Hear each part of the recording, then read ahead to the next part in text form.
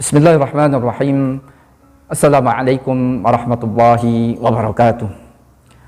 Alhamdulillah Rabbil alamin.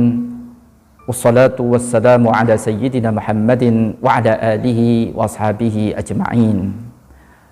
Para saimin, para saimat yang mudah-mudahan dimuliakan oleh Allah Subhanahu wa ta'ala. Al-Quran di antara definisi yang dimilikinya, dan ini yang membedakan Al-Quran dengan lainnya. Al-Quran sering didefinisikan dengan al-muta'abbadu bitilawatihi. Apa yang dimaksud dengan al-muta'abbadu bitilawatihi? Al-muta'abbadu bitilawatihi dalam artian bahwasanya Al-Quran ini adalah satu kitab, satu bacaan yang memiliki nilai ibadah ketika kita membacanya. Makanya ada satu riwayat dalam hadis Rasul sallallahu alaihi wasallam. Dalam riwayat itu secara rinci, secara detail Rasulullah sallallahu alaihi wasallam menginformasikan kepada kita besaran pahala yang didapat dari seseorang ketika dia membaca Al-Quran Al-Karim. Sebutlah ketika kita membaca Alif Lam Mim, seperti yang kita baca di awal surat Al-Baqarah. Dalam hadis itu disebutkan ganjaran kita membaca Alif Lam Mim yang terdiri dari 3 huruf adalah 30 kebaikan. Karena satu huruf, satu kebaikan, dan satu kebaikan dilipat gandakan menjadi 10 kebaikan. Pertanyaannya adalah, apakah setiap kali kita membaca Al-Quran, siapapun yang membaca Al-Quran, maka dia secara otomatis akan mendapatkan pahala sebagaimana yang dijanjikan oleh Allah Subhanahu wa ta'ala melalui lisan nabinya? Kalau kita membaca satu pernyataan dari seorang sahabat yang bernama Anas bin Malik, ketika beliau mengatakan Rabba qari'in lil Qur'ani wal Qur'anu yal'an.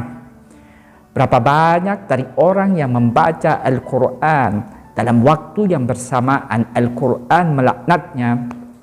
Kalau kita membaca pernyataan sahabat ini, bisa kita simpulkan tidak semua yang membaca Al-Quran, Al-Quran memberikan pahala kepadanya.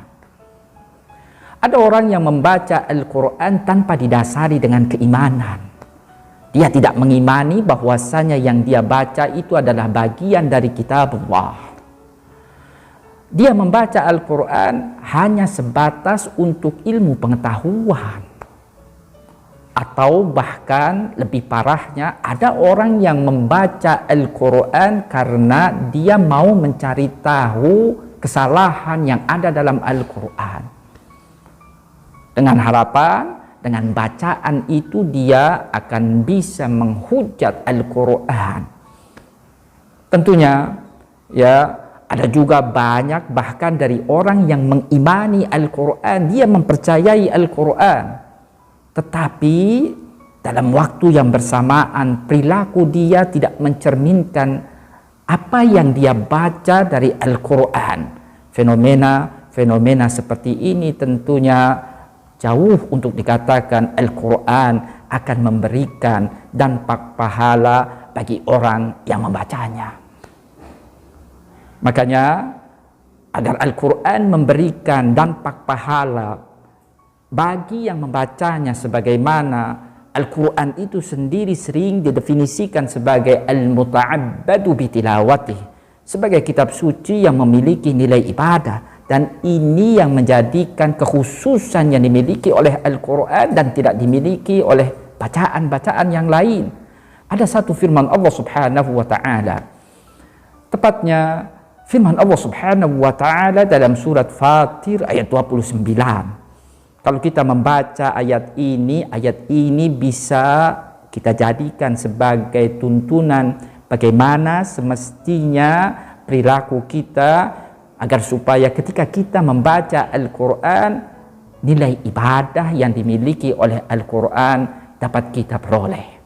Allah Subhanahu wa ta'ala berfirman di ayat ini, innal ladzina yatsluna kitab Allah. Orang yang selalu membaca kitab Allah, dia jadikan bacaan dia terhadap kitab Allah Al-Quran itu sebagai wiridan kesehariannya. Innal ladzina yatluna kitab Allah wa aqamus shalah. Dalam waktu yang bersamaan dia pun mendirikan salat. Wa anfaqu mimma razaqnahum sirran wa alaniyah. Dalam waktu yang bersamaan dia pun kerap menginfakkan hartanya.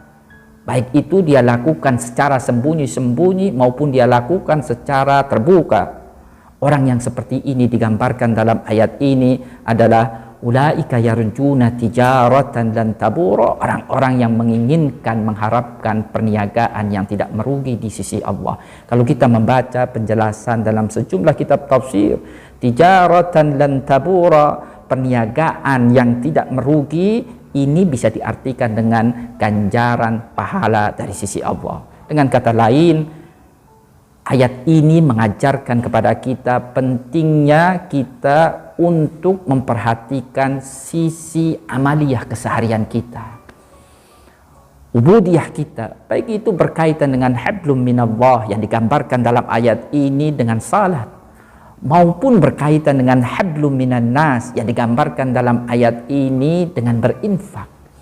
Penting untuk selalu selaras antara bacaan kita terhadap Al-Quran dengan perilaku keseharian kita. Dengan demikian mudah-mudahan Al-Quran memberikan pahalanya kepada kita di saat kita membacanya. Mudah-mudahan bermanfaat. Wassalamualaikum warahmatullahi wabarakatuh.